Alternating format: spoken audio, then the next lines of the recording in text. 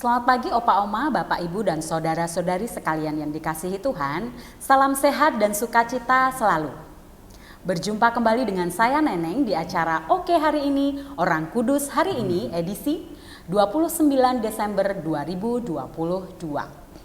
Baik pemirsa sekalian yang dikasihi Tuhan, kali ini telah hadir bersama saya seorang narasumber yang juga salah satu anggota dari Sosietas Santa Clara. Beliau adalah Mbah Harto. Selamat pagi Mbah Harto. Selamat pagi Mbak Neneng. Pangestunipun tos pundi pawartosipun. Puji Dinten Tuhan. menika, puji Berkah Tuhan. dalem. Berkah dalem ya, sukacita selalu ya. Nah, sebelum kita lanjut, kita mengucapkan dulu nih selamat hari Natal kepada para pemirsa di rumah dulu. Oh ya. Iya kan Mbah Harto nggih? Nggih. Yuk kita bersama-sama mengucapkan selamat hari Natal.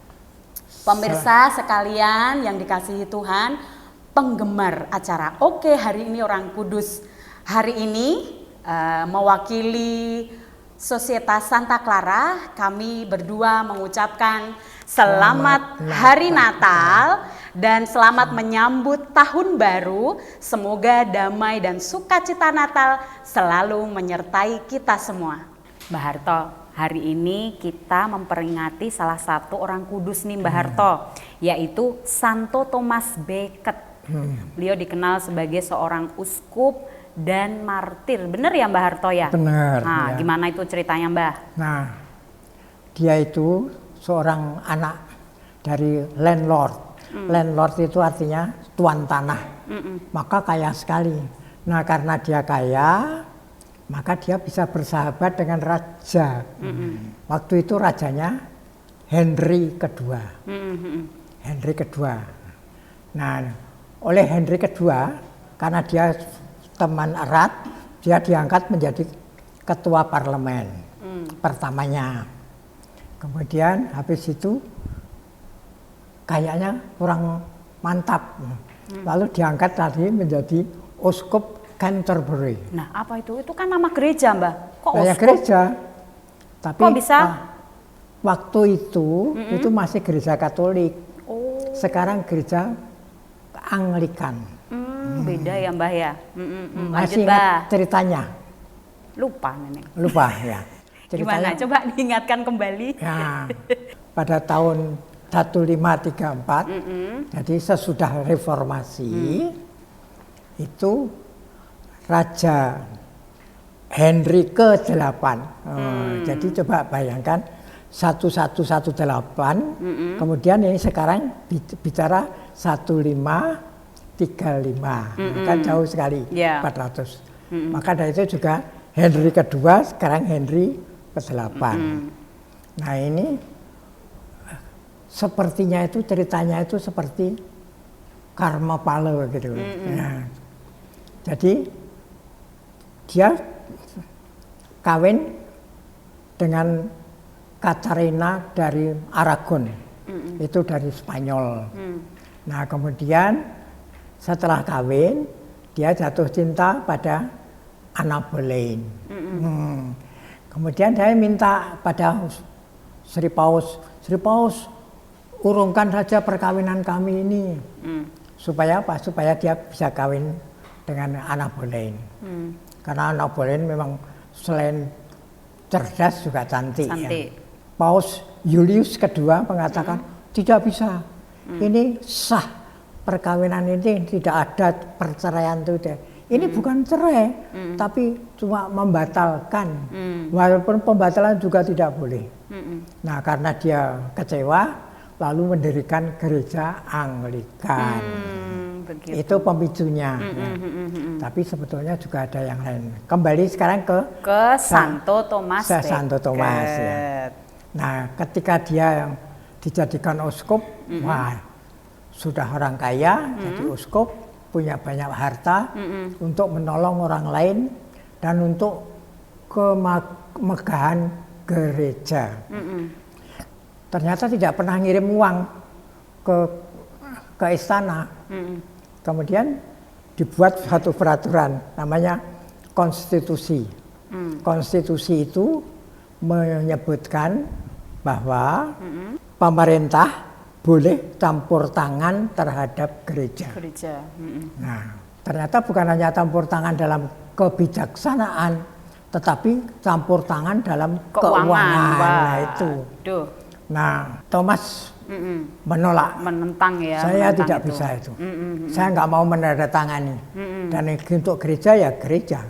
Bukan pemerintah. Benar-benar, Mbah. Marah dia. Oh, terus? Nah, marah karena dia mendengar ada kehendak buruk terhadap dia, dia lari. Lari ke Perancis. Diterima oleh Raja Louis ke-17 ya. Jadi penggantinya Louis ke-16. Yang waktu revolusi Perancis itu. Lalu 17 mengadakan perundingan, ini orang baik ini. Kalau begitu boleh tinggal di sini untuk sementara. Nah, sementara. Kemudian kembali kepada Raja Henry kedua. Wah, saya tidak disenangi oleh rakyat. Memang dia berhasil untuk mengangkut kekayaan dari keuskupan itu diangkut semua ke istana. Sementara Santo Thomas itu pergi ke Perancis, terus keuangan yang keuskupan tadi diambil sama. Termasuk Raja Henry II dan ya. sebagainya, emas-emas itu ya. Setelah dibawa ke sana, rakyat tidak suka padanya. Terutama orang Katolik ya, tidak suka. Ini raja itu gimana itu? Dengan askopnya sendiri kok berbuat seperti itu. Dia pikir-pikir dia mendengar berita kritikan-kritikan dari rakyat. Kalau begitu saya undang lagi. Biar aja nanti oskopmu saya panggilkan. Saya panggil. Kemudian panggil dari sana. Dari Perancis kembali lagi gitu. Datang. Ketika datang 1561 itu ya. Nah, peristiwanya terjadi itu. Jadi pada waktu itu dia umur 54 ya. Atau berapa itu? Itu enggak jadi. Nah, kemudian disambut oleh rakyat, terutama yang orang Katolik itu. Saya sambut hebat sekali. Tetapi juga namanya manusia ya. Dia membuat kesalahan sedikit. Yaitu dia menggunakan hak yang diberikan oleh Paus Alexander III untuk menghukum uskup-uskup atau pastor-pastor yang memihak raja. Lalu mereka diekskomunikasikan. Raja marah, mereka itu kan teman-temannya semua. Nah, karena teman-temannya diperlakukan seperti itu, dia marah. Marahnya bukan hanya marah mencak-mencak, tidak ya. Tapi juga utusan. Marahnya sudah kelewat batas ini, Mbak ya. 4 orang perwira yang berjiwa algojo dikirim ke Canterbury. Nah, di sana. Kemudian datang. Karena ditemui oleh Thomas. Monsignor Thomas. Kamu mencari siapa? Saya mencari Uskup Thomas. Kalau mau mencari Thomas tidak jauh-jauh, saya sendiri. Mau apa? Kalau begitu kamu saya tangkap. Saya boleh ditangkap dan saya boleh dibunuh dalam nama Yesus. Nah, gitu. Nah, karena berani begitu berarti kan sudah menantang dia. Langsung dia dibunuh oleh 4 orang itu. Algojo itu tadi ya. Kejam sekali. Berita itu terdengar pada semua rakyat. Kemudian mereka marah-marah. Lalu tempat itu kan berdarah kan tempatnya. Nah, mereka lalu membuat tempat pembunuhan itu untuk sebagai tempat yang keramat, untuk dihormati dan untuk mendatangkan orang-orang berziarah di situ. Nah, semua setiap hari itu datang banyak orang dan mendapat itu mukjizat ya. Asal di situ yang sakit bisa itu sembuh. Kemudian yang mempunyai kehendak apa itu terlaksana. Nah, begitu. Lama-lama ya sekarang kembali lagi sampai kepada raja yang ke-8 Louis. Henry ke-8 tadi. Henry 8. Ini apa ini? Seperti ini dihormati. Itu dulu dia musuhnya mbah saya. Mbah Henry Sekarang juga. kok dipuji-puji. Bongkar. Bongkar semuanya. Bongkar. Lalu sampai sekarang itu tidak ada apa yang dihormati tadi.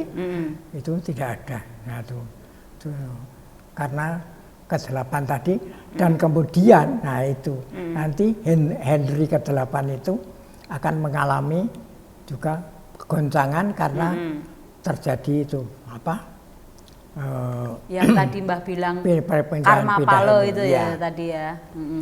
Perlu saya tambahkan sedikit ceritanya. Karena ini cerita tentang raja. Raja-raja pada zaman dulu ya.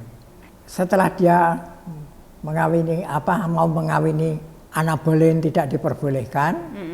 Kemudian dia minta supaya diperbolehkan, tapi tetap tidak diperbolehkan.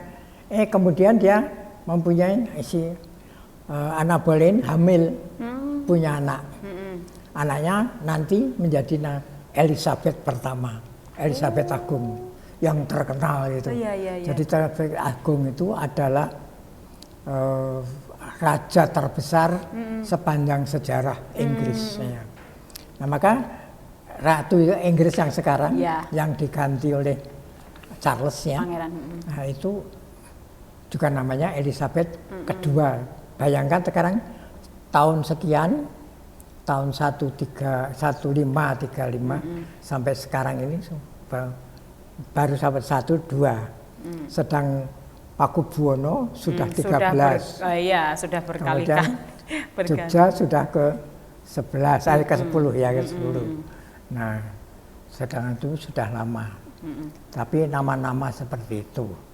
Kemudian dari cerita ini mestinya juga ada yang perlu disampaikan pada penonton tentang message atau pesan terus yang harus kita teladani. Kita teladani. Yang pertama adalah jangan sampai gereja itu dicampur tangani atau diintervensi oleh pemerintah. Kalau mau nyumbang silahkan, tapi untuk kalau mengambil kekayaan jangan. Gereja ya gereja, pemerintahan juga pemerintah. berdiri sendiri. Nah, itu yang kedua, kalau kita menjadi uskup, sebab uskup semua uskup itu kan orang mulai dari orang kecil, dari kecil dari pastor menjadi uskup. Nah itu supaya mengasihi seperti Thomas Becket itu, mengasihi, mengangkat derajat umat Katolik. Nah, syukur juga bisa mengangkat semua bangsa, seperti Monsinyur Sugio Pranoto ya, itu kan sebagai pahlawan nasional dia. Nah begitu. Wah mantap kesimpulan dari Mbah Harto ya, mantap sekali. Semoga bisa menjadi bekal kehidupan kita ya selanjutnya. Oke Mbah Harto, matur nuwun atas kebersamaannya hari ini. Sebelum kita tutup acara hari ini, kita berdoa bersama Mbah. Doa bersama. Dalam nama Bapa dan Putra dan Roh Kudus, amin. Santo Thomas Becket, doakanlah kami. Kemuliaan kepada Bapa, Putra dan Roh Kudus seperti pada permulaan, sekarang, selalu dan sepanjang segala abad. Amin. Dalam nama Bapa dan Putra dan Roh Kudus, amin. Baik pemirsa sekalian yang dikasihi Tuhan, sampai jumpa di acara Oke hari ini, Orang Kudus hari ini selanjutnya.